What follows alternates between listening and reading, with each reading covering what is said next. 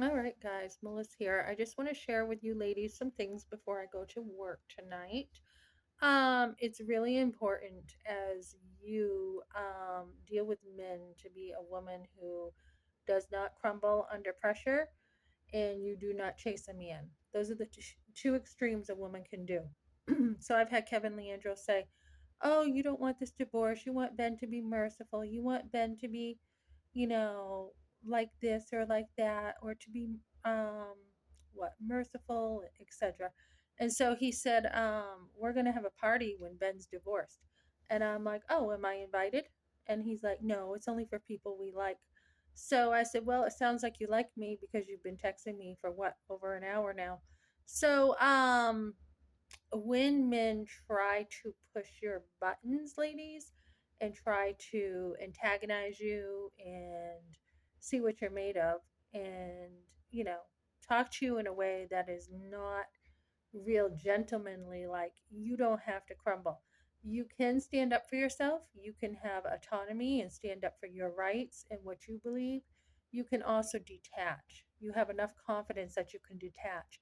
Detach is not, I don't care, or I am just going to be a cold person, right?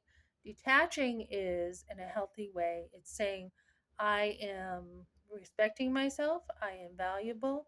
I'm going after my own goals and what I want in life. And when my husband filed for divorce, I was over at the gym. And so that was one of the first things I had done was take care of myself. And I had talked to a lady who said, we had our sister-in-law or something like that divorce, and she, we called her, my husband called her a loser because she did not get back up. She did not continue taking care of herself. Like, she wouldn't even work. She's like, "Oh, I don't think I can stock the shelves or whatever," and she just went down. So divorce does not have to break you, ladies.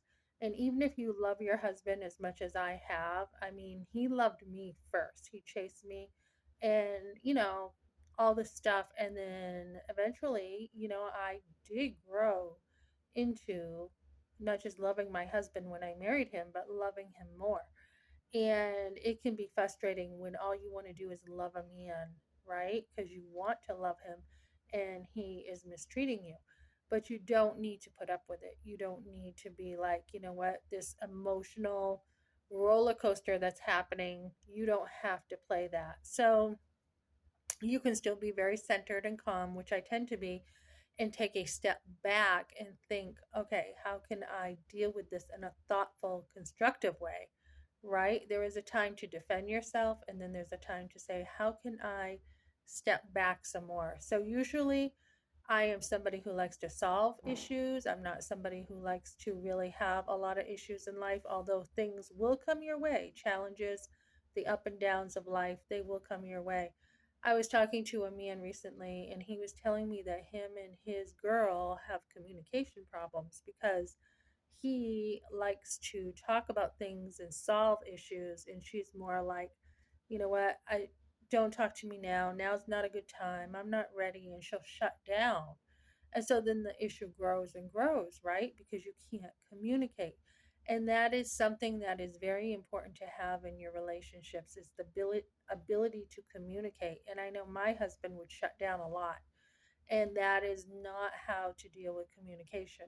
And I was sharing with him that, a lot of times my husband would shut down because he didn't feel, good enough, or he felt some shame. And that's not what it's about. It's about encouraging one another and saying, this is going to work better, or let's do this, or what's really going on, in the heart, what is really happening. So we want to come across as someone who's content in ourselves, ladies, someone who doesn't need a man, but we want to be with him. There's a difference there. There's a difference between being emotionally needy and saying, no, I actually am coming to a place of wanting a connection that is mutual respect and mutual admiration and honor, right? Not, I desperately need you, because that's not being emotionally healthy. Emotionally detaching is what you want. And so, if you look on my community post, I just posted a video about this that goes into more detail, and you can watch that there, ladies. And when I work too, A lot of times there's a lot of pressure when I work to say, hey, this is what we want. Customers come in and they have their, demands wherever I work, and you have to be able to say, well, no, not right now. No, we cannot do this. You have to be able to say no. That's one of your biggest tools in life, is to be able to say no, no, and protect yourself, right? And I had a man years ago say, I have a feeling you can handle anything that comes your way. That was a huge confidence builder. And of course, with him, I had played a game and was just like, I'm just going to give this guy a hard time because he hasn't been respecting me. And I'm going to tell him some things and see what he says. And I had said, oh no, I can never make you happy. And I came across as playing in a very desperate way to give him a hard time. But honestly, I had already quit this job. I had already felt like he wasn't respecting me. And I just played along because I was just giving him a hard time at one point for the lack of respect. But he did end up saying later, I have a feeling you can handle anything. So be that type of woman, knowing that there is no guarantee in life. You never know what's going to happen, and be able to have that confidence and that contentness from within, not from external things. Okay, thanks for joining me, ladies.